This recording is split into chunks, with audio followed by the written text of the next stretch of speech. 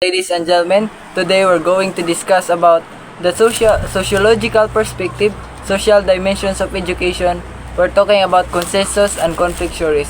So, by the way, my name is Julie F. Makabanig, a BE Ed 3 student, and what are we waiting for? So, let us now proceed to our discussion. So, sociologists see education as one of the major institutions that constitute society.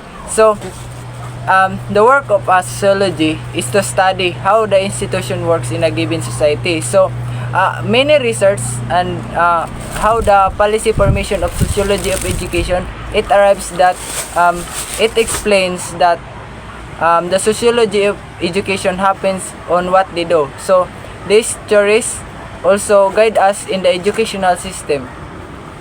So now, let's move on to the origin of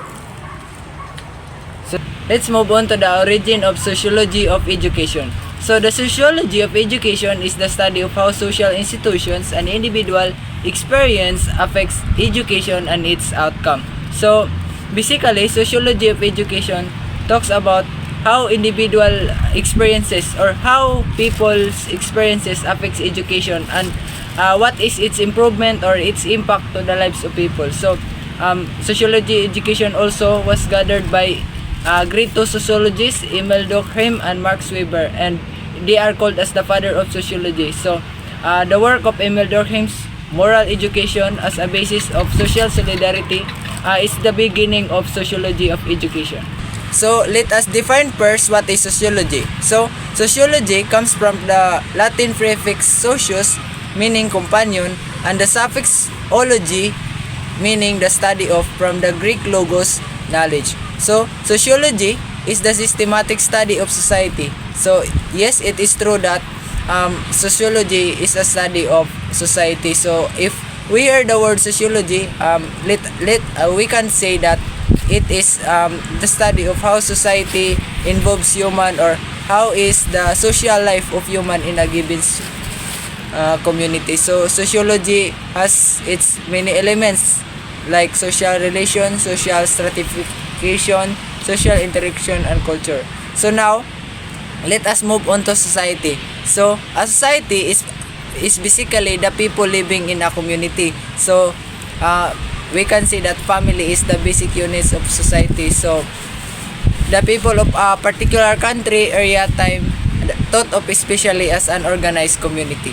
So, next, let us move on to education. So, sociology of education, the meaning of sociology, the society and education works together to form the social dimensions of education. So let us move on to the education. Basically is a broad concept referring to all the experiences in which learners can learn something. So we all know that it is a social endeavor designed to get the maximum from the ability of each of the member of the society. So, education talks about teaching how learning knowledge takes place on the people living in a community. So, it consists of systematic instruction and training and also from professional teachers.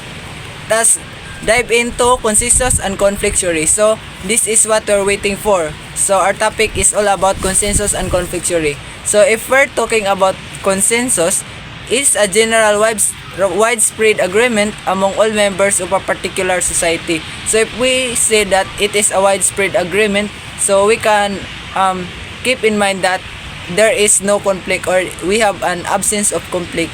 And it is seen as the equilibrium state of the society based on a general widespread agreement. So, in a consensus, it also examines values, integration in a society. So, we have two great sociologists from the consensus theory. So, this is Emil Durkheim and Talcott Parsons. So, consensus theories emphasize on social order, stability, and social regulation. So, basically, from the description being emphasized earlier, so, if we have widespread agreement, we can say that the values, the norms are shared or as fundamental society. So, it is focused on the tacit agreements based on the social order. So, in this consensus theory, social change occurs in a slow and orderly fashion. consensus theory in educational system. So why do we need to study or know about this consensus theory in educational system? So first, we all know that in the consensus theory, schools teach generally accepted norms and values. Education system follows consensual norms and values. Students learn to agree on how to behave in some social situations.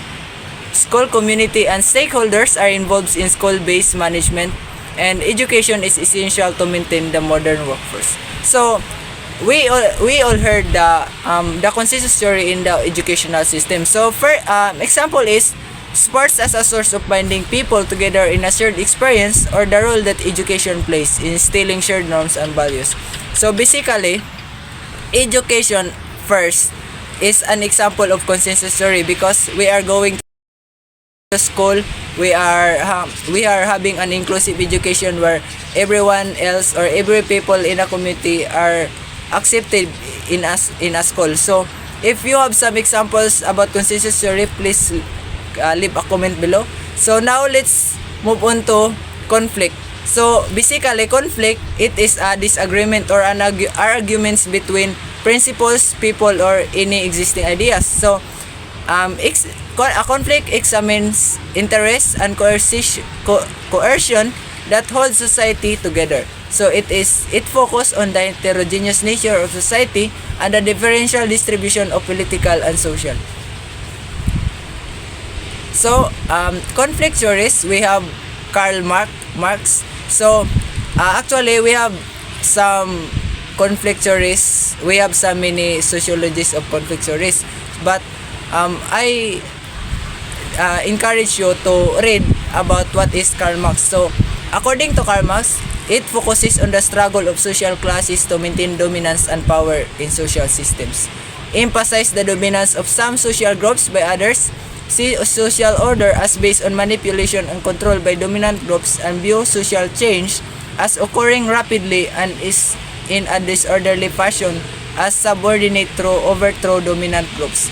According to Horton and Hunt 1984, it focuses on the heterogeneous nature of society and the differential distribution of political and social power. So why can we say it is heterogeneous nature of society? Because we have conflicts on the definition.